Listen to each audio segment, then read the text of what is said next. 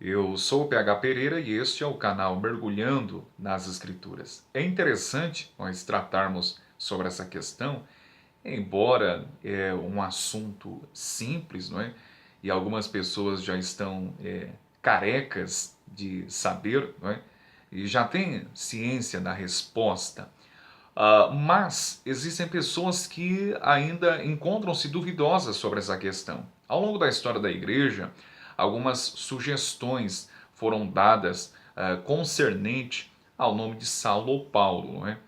São Jerônimo, aquele quem traduziu a Vulgata Latina no ano 405 depois de Cristo, sugeriu que Saulo passou a ser chamado de Paulo logo após quando ele pregou o evangelho ao procônsul ou ao governador Sérgio Paulo, em Atos capítulo 13, não é?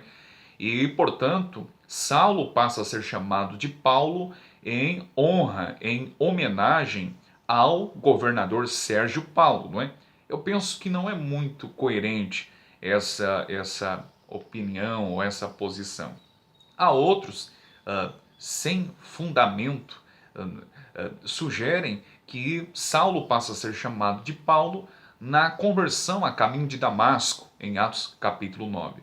Contudo, não há nada no texto bíblico que trate sobre isso. Eu penso, meus irmãos, que, como diz o texto bíblico, não é? Aliás, o próprio apóstolo Paulo ensina que ele era judeu. Em Filipenses 3:5, ele declara que era judeu, circuncidado ao 8º dia, descendente da tribo de Benjamim, enfim. E, portanto, Paulo, como sendo judeu, recebe o nome de Saulo em homenagem a Saul, ou seja, o primeiro rei de Israel. Por consequente, os pais de Paulo colocaram o nome de Saulo em homenagem a Saul, não é? Porque de fato eles eram judeus. A palavra Saul, ou o nome Saul, significa pedido, porque Israel pediu um rei, não é? Todos nós conhecemos a história perfeitamente. Contudo, nós devemos atentar que Paulo declara que ele nasceu em Tarso. E, portanto, todo judeu que nascia em Tarso, ele recebia dois nomes. Né?